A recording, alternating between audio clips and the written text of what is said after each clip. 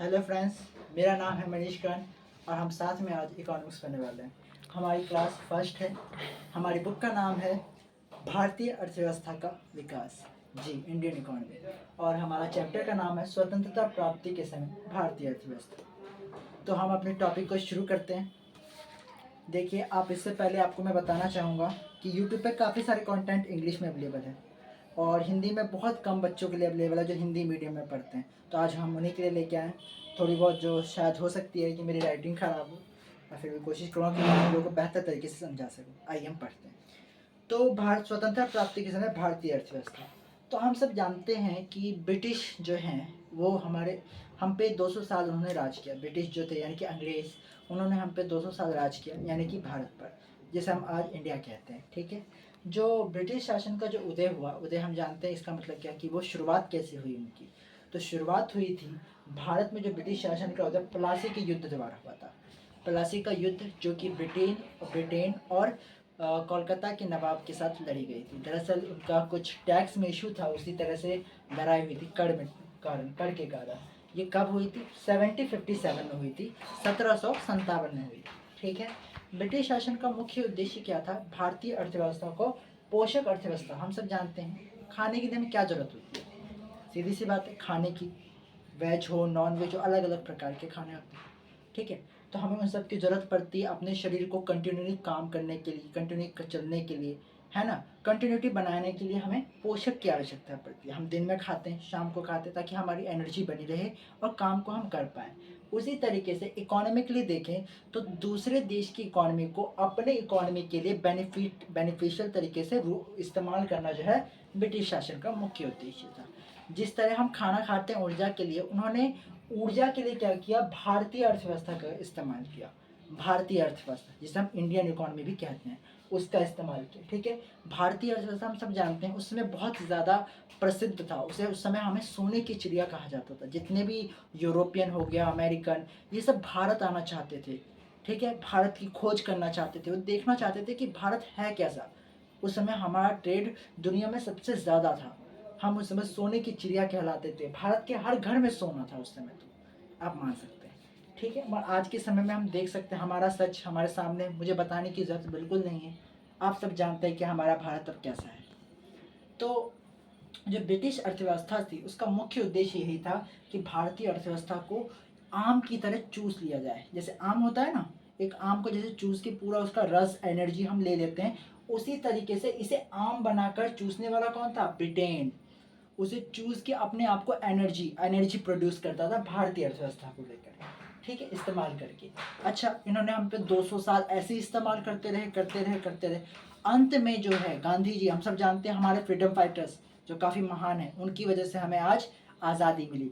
जी, गांधी जी, नेहरू जी, उसके बाद हमारे सुखदेव, उसके बाद मंगल पांडे, कितने महान महान हमारे क्रांतिकारी हुए जिनकी वजह से आज हम यहाँ पर आज़ादी के साथ पढ़ पा रहे हैं। मैं आपको पढ़ा पा रहा हूँ, आप पढ़ पा रहे हैं। ठीक है। उन्हीं की लेन देन है हमारी स्वतंत्रता। स्वतंत्रता हमें कब प्राप्त हुई? 15 अगस्त 1947 को, 1947 में हमें प्राप्त हुई। किससे? अंग्रेजों से। अंग्रेजों से क्यों? आपको पता होगा गांधी जी ने कितना संघर्ष किया इस देश के लिए। गांधी जी को कुछ सही भी मानते हैं, कुछ गलत भी मानते हैं। वैसे तो उन्होंने बहुत अच्छे काम किए। तो उन्होंने हमारे देश को आज़ाद करवाने में बहुत सारे क्रांतिकारी, छोटे से छोटा, बड़े से बड़ा, सबका योगदान है हमारी आज़ादी में। ठीक है। आज हम उन्हीं की वजह से ये पढ़ पा रहे हैं, उनकी वजह से आप देख पा रहे हैं, वीडियो देख पा रहे हैं। ठीक है। अगला बात करते हैं उपनिवेशवाद। उपनिवेशवाद का आप सीधा समझिए कि एक होता है शासक और दूसरा होता है गुलाम। जी, शासक और गुलाम। आज थोड़ी गर्मी ज़्यादा है, मेरा फ़ैन भी नहीं चल रहा है, तो हो सकता है कि आपको थोड़ा पसीना आते हुए दिखे। तो पहला होता है शासक। जी, शासक। हम सब जानते हैं कि एक होता है शासक, दूसरा होता है गुलाम। शासक कौन हो गया? ब्रिटेन।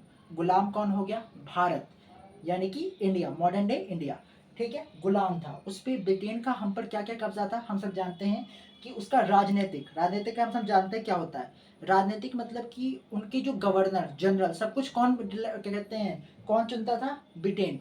ठीक है। हमारे जो आम जनता थी उसका कोई इसमें योगदान नहीं होता था। अब आज के समय आप देख लीजिए, हम प्राइम मिनिस्टर से लेके विधायक तक सब कुछ अपने वोट के थ्रू चुनते हैं। आज हमारे पास पावर है, मगर उस समय इंडियंस के पास पावर नहीं थी। उस समय क्या था, उससे ब्रिटेन था जो सब कुछ करता था। राजनीतिक रूप से ब्रिटेन का भारत पे कब्जा था, और सामाजिक रूप से कल्चरली इंग्लिश को पढ़ाना, वो भारतीय संस्कृति को नष्ट करके इंग्लिश वेस्टर्न कल्चर को इंट्रोड्यूस करना। हम सब देख सकते हैं कि आज वेस्टर्न कल्चर कितना पॉपुलर है इंडिया में।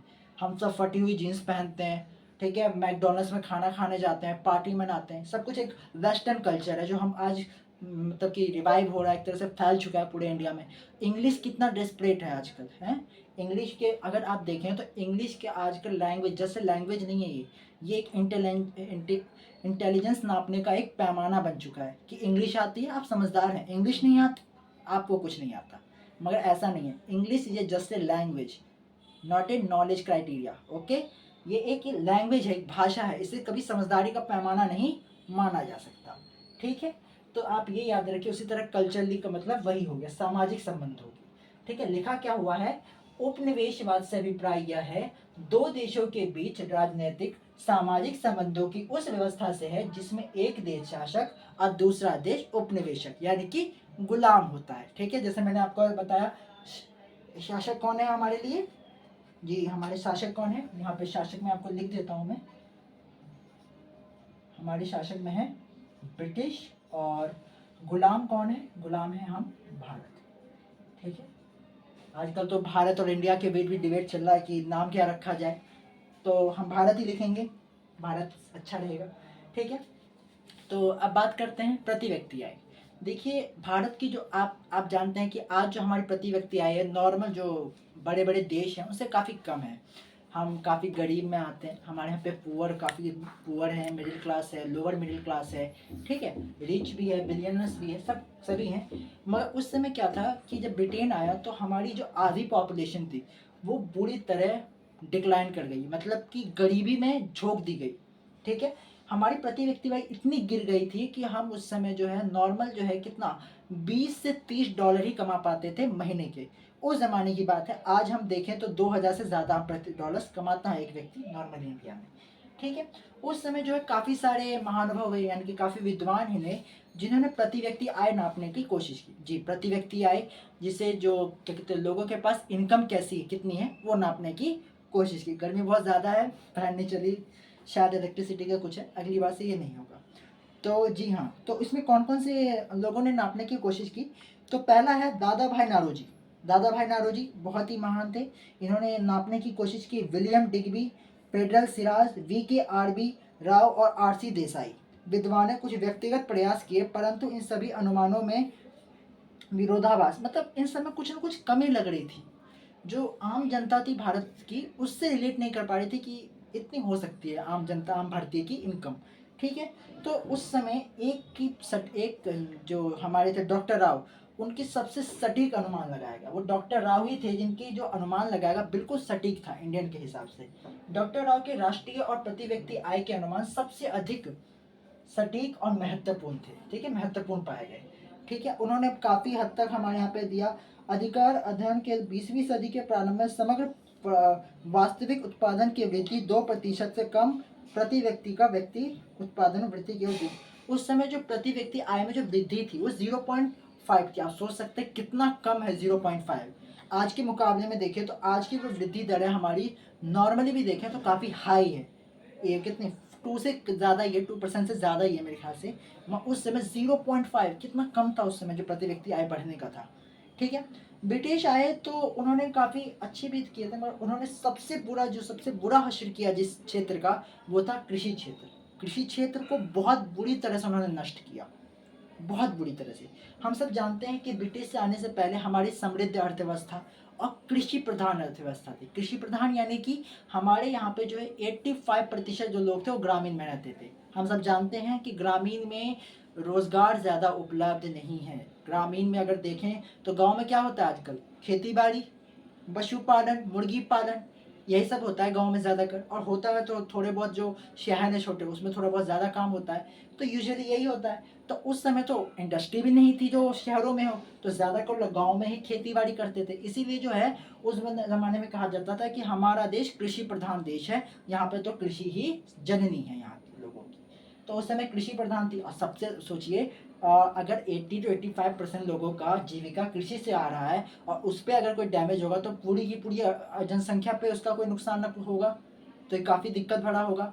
तो उस वजह से कृषि क्षेत्र की गतिहीनता के क्या कारण थे, यानी कि इसको रोकने की कोशिश की गई ब्रिटिश सरकार द्वारा। ठीक है, कैसे की गई हम पढ़ते हैं जरा। भू बंदोबस्त प्रणाली। भू बंदोबस्त प्रणाली क्या होती है? जमींदार प्रथा।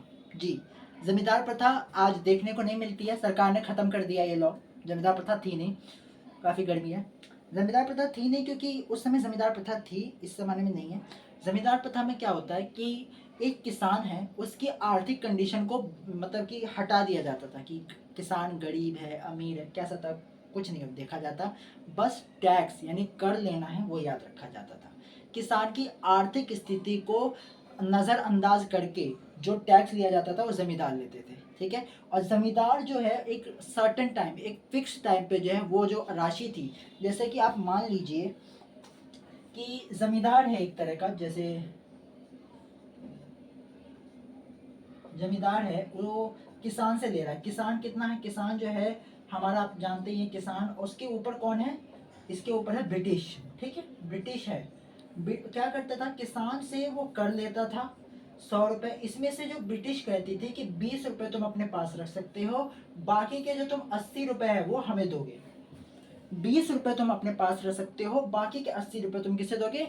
हमें दोगे। एक फिक्स टाइम, जैसे कि 1 सितंबर को तुम्हें देना ही है, ये फिक्स होता था। ठीक है, अगर तुम फिक्स टाइम पे नहीं दोगे तो हम तुम्हें जमींदार प्रथा, जमींदार से हटा देंगे, किसी और को बना देंगे। तो इनके ऊपर भी ये मतलब कि प्रेशर रहता था कि अगर ये पैसे नहीं लेंगे तो ब्रिटिश गवर्नमेंट को देंगे क्या, अगर नहीं देंगे तो ये जमींदार प्रथा से हाथ धो बैठेंगे, गरीबी आ जाएगी, है ना। काफ़ी सारी लाइट है, तो आप थोड़ा, मुझे पता है कि आपको देखने में दिक्कत हो सकती है, आप जूम करके देख सकते हैं। ठीक है, समझने में दिक्कत हो सकती है, मगर हम कोशिश करेंगे कि अगली बार से और क्लियर तरीके से आपको समझाएं। ठीक है, अभी चलाइए, आइए अब आप बात करते हैं कृषि का व्यवसायीकरण। देखिए, किसान है जो पहले कितना खाने चीज़ जैसे गेहूँ, आटा, चावल, मक्का ये सब उगाता था। तो ब्रिटिश गवर्नमेंट ने क्या कहा कि ब्रिटेन में आ गई एक रिसेशन, मतलब कि आप मान सकते हैं मंदी। क्यों? क्योंकि जो ब्रिटिश फैक्ट्रियाँ थी उसके पास कच्चा माल नहीं था।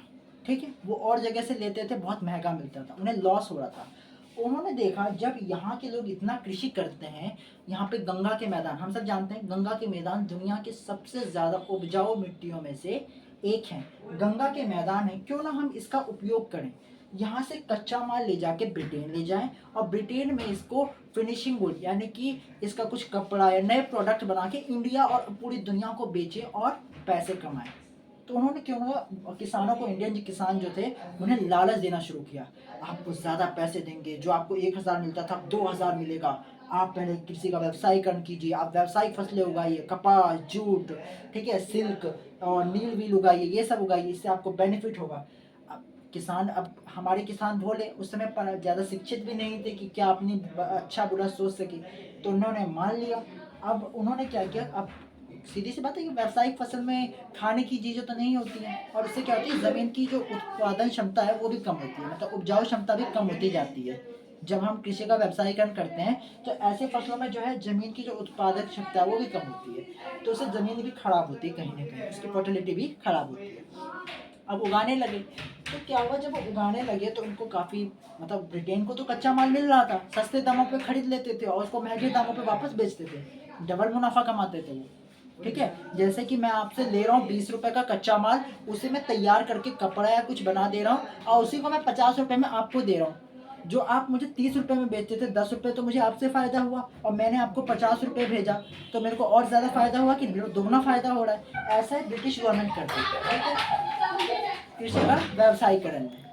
ठीक है, उसके बाद उन्होंने क्या किया, अब आप इसके काफ़ी सारे नेगेटिव इम्पैक्ट हुए। नेगेटिव इम्पैक्ट में क्या क्या हुआ, नेगेटिव इम्पैक्ट में ये हुआ कि जो पहले जो कृषि की व्यवसायीकरण के बाद जो भूखमरी फैल गई, कैसे, खाने वाली चीज़ों के उत्पादन हो नहीं रहे। आप सोच सकते हैं जो 100% लोग हैं, ठीक है, उसमें से सिर्फ 50% जो है, 70 मान लीजिए 70% जो है क्या उगाती है, कृषि का व्यवसायीकरण करती है भाई। ठीक है, 30% ही है जो खाने की चीजें उगाते हैं। अरे भाई पेट तो 100% को भरना है, 70% है, 70% जब किसी का व्यवसायीकरण करते हैं, सिर्फ 30% ही खाने की चीज़ें उगाते हैं। 100% को तो खाना चाहिए ही काम करने के लिए, तो जो है खाने की कमी होना शुरू हो गया। अब पैसा इतना कमा लिया, क्या फ़ायदा जब खाने की चीज़ें ही ना मिले, है ना। अब वो उसे दुगनी कीमत पे मिलने लगा। अब जो पैसा मिल रहा है उससे दुगना तो पैसा जा रहा है राशन में, तो कोई फ़ायदा होगा? नहीं होगा कोई भी फ़ायदा। तो आप ये समझ सकते हैं कि इसी वजह से जो है भूखमरी फैल गई, फेमिन आ गया, बंगाल फेमिन, बहुत सारी फेमिन आए इसकी वजह से, काफ़ी सारे लोग मरे, है ना, ऐसी कारणों की वजह से। उत्पादन का निम्न स्तर, इससे क्या हुआ, जो ब्रिटिश गवर्नमेंट थी न सिंचाई की सुविधा दे रही थी, न तकनीकी सुविधा दे रही थी, न कोई सुविधा दे रही थी। इस वजह से क्या हुआ, उत्पादन का स्तर, जो उस समय जो उत्पादन का स्तर जो था काफ़ी मिनिमम था, यानी कि गिरा हुआ नहीं था, ज़्यादा अच्छा था फिर भी। उस समय जो है इसकी वजह से क्या हुआ, ज़मीन की जो फर्टिलिटी यानी कि जो उपजाऊ क्षमता है वो खराब हो गई।